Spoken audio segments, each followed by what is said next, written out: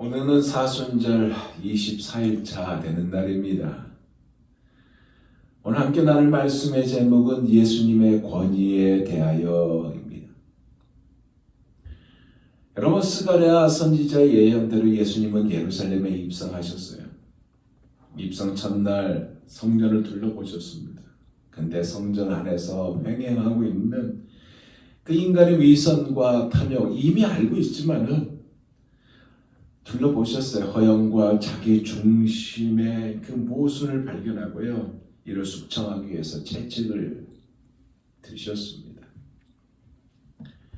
뭐예요? 예수님의 그 메시아적 권위를 그들에게 명확하게 가르쳐준 사건이라는 얘기입니다.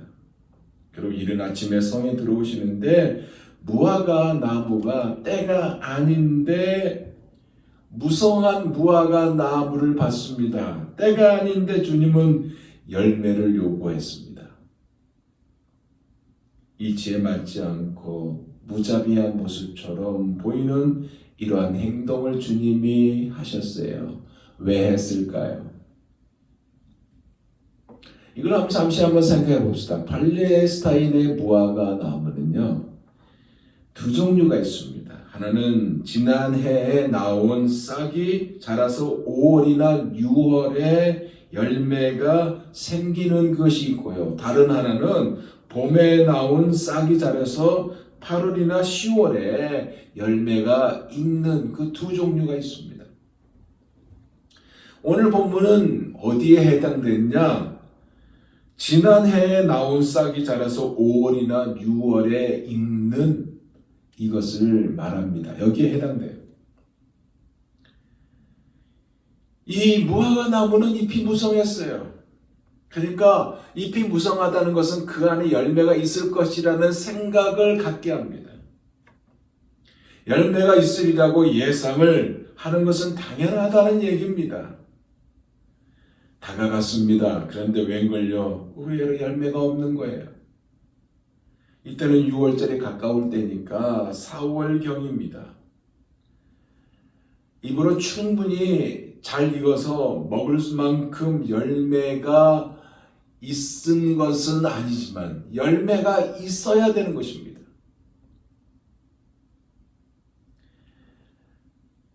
맛있게 먹을 수 있는 열매가 열려 있는 것은 때는 아니에요.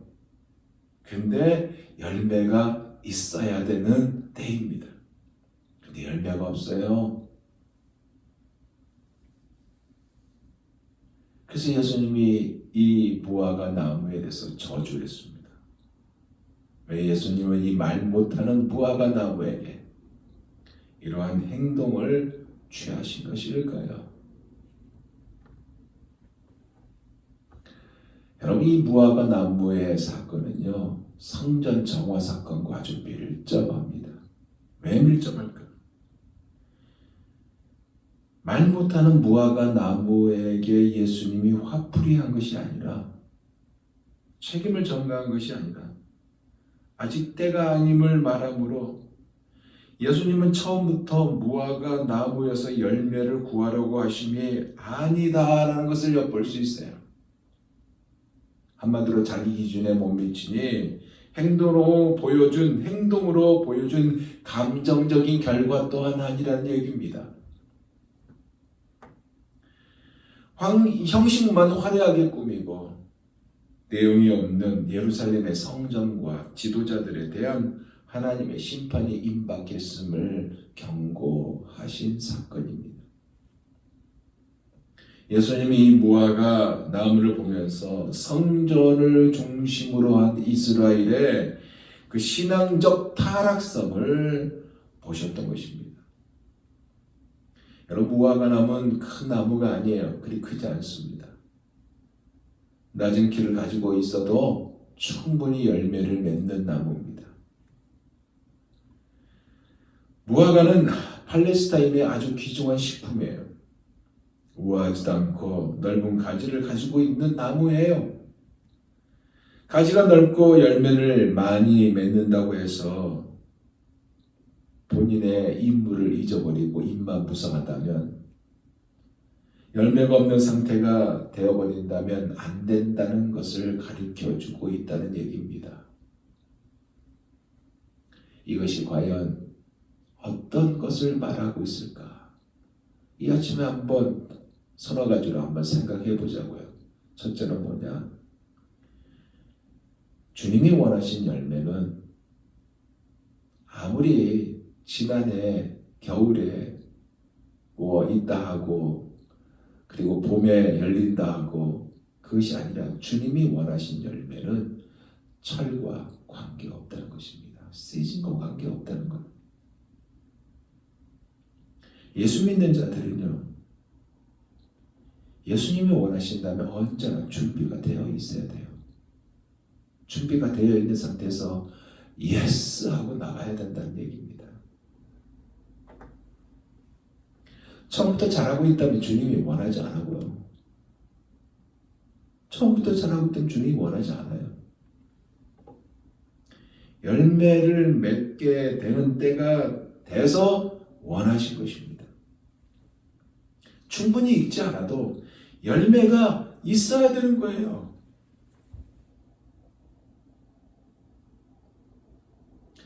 열매가 없고 입만 무성하면 보기는 좋겠죠. 그러나 남에게는 아무런 유익이 없습니다.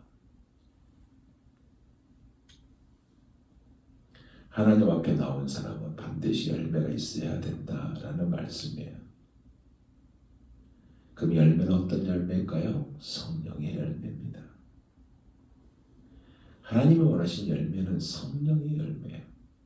사랑과 희락과 화평과 온유와 절제 등등. 두 번째로, 그러니 입만 부성하지 말라는 것입니다. 입만 부성하다, 형식만 장엄하다라는 뜻입니다. 그 안에 믿음의 열매는 전혀 없다. 입으로는 잘하지만은 그러나 실제는 아니다. 내면적인 신앙의 성숙을 바라는 것이 아니라 외면적인 신앙의 거칠애를 많이 쓴다. 이거예요. 내면적인 신앙을 추구한 사람들은 하나님 앞에 순종합니다. 말씀 앞에 순종의 아름다운 모습을 보입니다. 마치 어린 나귀가 예수님이 예루살렘을 입성할 때 순종을 보였던 것처럼 죽을 힘을 다해 예수님을 모셨잖아요. 그런데 거칠에 신경 쓴 사람들은 이것이 없어요. 잎사귀는 무성한데 열매가 없었던 무화과 나무는 예수님 당시에 그 종교상을, 이스라엘의 종교상을 정확하게 표현하고 있는 부분이에요. 이스라엘의 종교의식은 굉장히 발달했죠. 그렇지만 생명이 없습니다. 그 안에. 생명이 없으면 모든 것이 헛개비죠. 만약 우리가 그 자리에 있다면 우리도 똑같은 소리를 듣게 됩니다. 우리가 하나님과의 지속적인 관계가 멈춰버린다면 우리도 똑같은 그러한 소리를 듣게 된다는 거예요. 그러나 하나님과의 지속적인 관계를 맺고 있다면 생명이 그 안에 솟아오를 것이고 무화과 나무 열매를 맺는 나무가 된다는 사실입니다. 예수님 당시의 성전은요, 성소와 제사장의 뜰, 그 다음에 이스라엘의 뜰, 그리고 부인들의 뜰, 그 다음에 이방인의 뜰로 구성되어 있습니다. 그 당시 종교 지도자들이 이방인의 뜰에서 매매를 했어요. 허락했어요. 이방인의 뜰도 분명히 하나님의 거룩한 장소임에도 불구하고 하나님의 명령을 지킨다는 구실로 매매를 했습니다. 그것도 대단한 폭리를 취하면서 매매를 했어요. 환전도 하였어요. 대단한 치부를 했습니다. 무화과 나무는요, 나중에 결과가 어떻게 된지 아세요? 뿌리까지 말라버렸습니다. 뭐예요? 철저한 심판이죠. 외식은 절대로 용납할 수 없다는 주님의 의지죠. 그렇다면 우리가 어떻게 해야 될까요? 하나님과 교통하고 진정한 신앙생활을 해야 하는 것입니다. 23절부터 보면 그 당시 종교 지도자들, 즉 대제사장들과 사두개인, 장로들과 바리새인들이 어떻게든지 예수님을 올무시우려고 제거하는 그 목적을 가지고 예수님을 항상 그랬지만 이때도 또 예수님께 나와 당신이 지금 성전 안에서 여러 가지 일을 하고 있는데 도대체 무슨 권세로 이와 같은 일을 하는 거냐라고 질문을 했습니다. 이들의 근본 목적을 너무나도 잘 알고 계신 예수님이잖아요. 두 가지로 답변했죠. 세례 요한의 예를 들어서 답변했고, 그리고 두 아들의 비유로 답변을 했습니다. 세례 요한의 예를 들어서 세례 요한의 이 세례가 하늘로부터냐? 아니면 인위적인 인간으로부터냐라는 질문을 오히려 했습니다.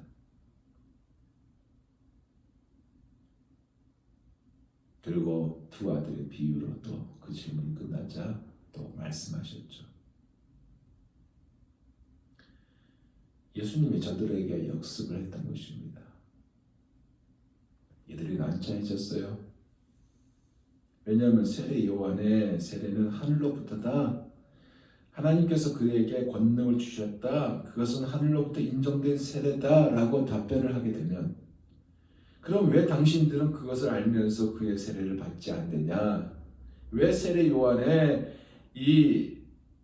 이것을 지지하고 따르지 아니했느냐라고 예수님이 분명히 말씀을 하실 것이고 그렇다고 해서 그것이 사람에게서부터다라고 그렇게 답변을 하게 되면 당시 모든 사람들, 당시의 그 사람들이 세례 요한은 하나님께서 보내신 선지자라는 사실을 너무나도 잘 알고 있었기 때문에 사람들에게 돌을 맞을까봐 이런 걱정을 하게 된 거죠. 그래서 이러지도 못하고 저러지도 못하고 그래서 그들은 모른다고 답변합니다. 이들이 몰라서 그렇게 답변한 게 아니에요. 대답하기가 난처하기 때문에 그렇게 말을 했습니다. 그때 예수님께서 뭐라고 그래요? 나도 무슨 권세로 이런 일을 하는지 너희에게 이르지 아니한다 그랬습니다. 이렇게 대답하심으로 두 아들의 비유를 말씀하신 것이 그 다음의 말씀이에요. 여러분 예수님 하나님입니다. 당연히 권세가 있는 분이에요. 그런데 친히 낮아지셨습니다. 왜요? 우리를 구원하시려고 십자가로 지시려고 그렇게 하셨어요. 이 은혜가 오늘도 가득하길 예수 그리스도 이름으로